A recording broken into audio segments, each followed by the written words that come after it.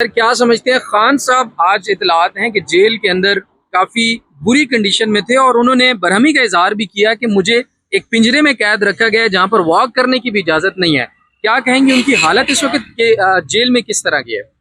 देखें, पहली बात तो यह है कि जो एक प्राइम मिनिस्टर की facilities under the rules law and आइन के मुताबिक वो नहीं दी जा रही और यहाँ झूठ बोला जा रहा है पूरा मीडिया में कि जनाब उनको तमाम फैसिलिटीज दे दी गई हैं और बी कैटेगरी दे दी गई और ये हो रहा है वो हो रहा है। ये झूठ बोल रहे हैं। दूसरी बात यह है कि उसका जो हक है कम से कम उसको एक साफ सुथरा कमरा, नमाज पढ़ने की जगह, वॉक करने का एक जगह उनको मुख्तस कर दी जाए। और ये जेल मैनुअल के मुताबिक, इंटाइटलमेंट के मुताबिक वो उनका एक हक है, वो जो कि नहीं दिया जा रहा।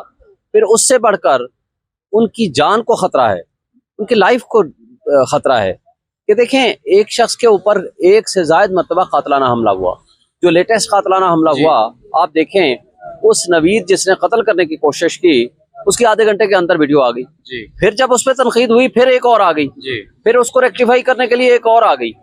तो बात यह है कि वो कौन लोग थे कि जो ये वीडियो बना के रिलीज कर रहे थे और किसके हुक्म से कर रहे थे। फिर आप ये देखें, जस्टिस नसीम हसन शाह बाद में चीफ जस्टिस भी बने, जिन्होंने जुल्फिकार अली भुट्टो के कत्ल का या फांसी का फैसला किया था, मुझे बताएं उन्होंने क्या कहा। खुद कहा कि हमारे ऊपर प्रेशर था और न सिर्फ हमने उस प्रेशर की वजह से उनके खिलाफ फैसला दिया, लेकिन चूंकि हमने नौकरी करनी थी तो लिहाजा अगर सुप्रीम कोर्ट का एक चीफ जस्टिस या एक जज अगर कंप्रोमाइज हो सकता है तो क्या ये छोटे जजेस, क्या ये स्टाफ, क्या पुलिस ऑफिशियल्स कंप्रोमाइज नहीं हो सकते?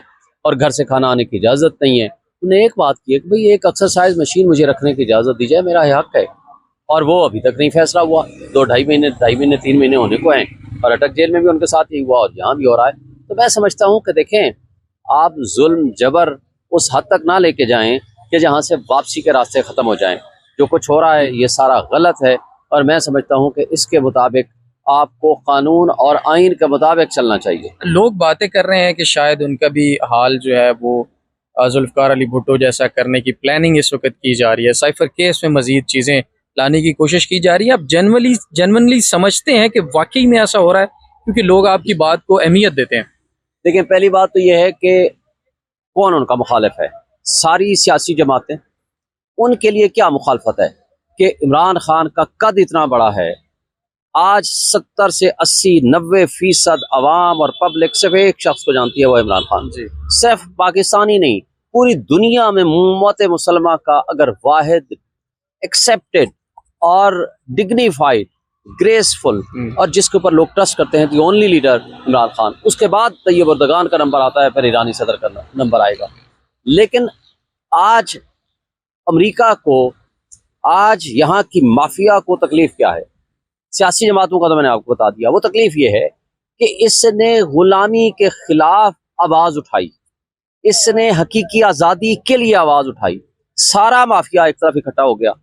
अब अमेरिका को क्या तकलीफ है कि जो शख्स एब्सोल्युटली नॉट कहेगा, जिसने उनके उस साइफर के जवाब में ये कहा कि मैं मुल्क की खुद मुख्तारी और सलामती का सौदा नहीं करूंगा, जिस शख्स ने मुल्क की सलामती और खुद मुख्तारी का दिफा किया, उनको तकलीफ यह है कि आज अमेरिका में उनकी इंटरसेप्ट की स्टोरी छपती है और उसको अमेरिकी तर्जमान डिनाई नहीं करता।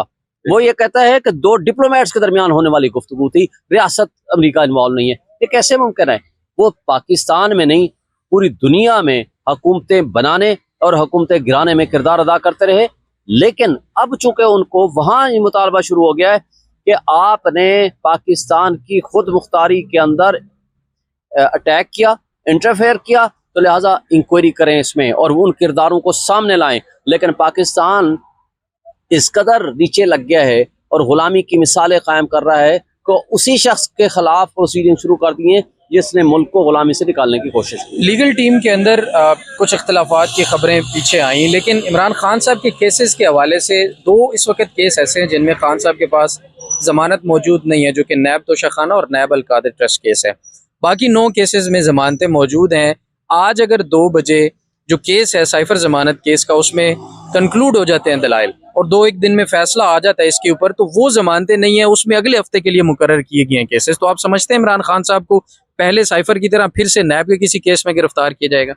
देखिए, गिरफ्तारी वो करने की कोशिश कर सकते हैं, लेकिन हाई कोर्ट ने ऑलरेडी ये एक पैमाना डिटरमिन कर दिया है जी। कि जो जमानत अदम पैरवी खारिज हुई है वो नहीं हो सकती, जी। क्योंकि अदम पैरवी जानबूझ के अगर कोई मुल्जिम ना आए तो वो अदम पैरवी खारिज हो सकती है, लेकिन वो जमानत पे ही हो तस्वर होंगे। अगर हम मुचलके जमा नहीं कराते और वो उसका फैसला आ जाएगा तो वो जमानत पे आ जाएंगे, उसमें तो कोई दूसरी राय नहीं है। इसमें मेरा ख्याल है कि फिर कुछ सीरियसनेस, संजीदगी नहीं होगी।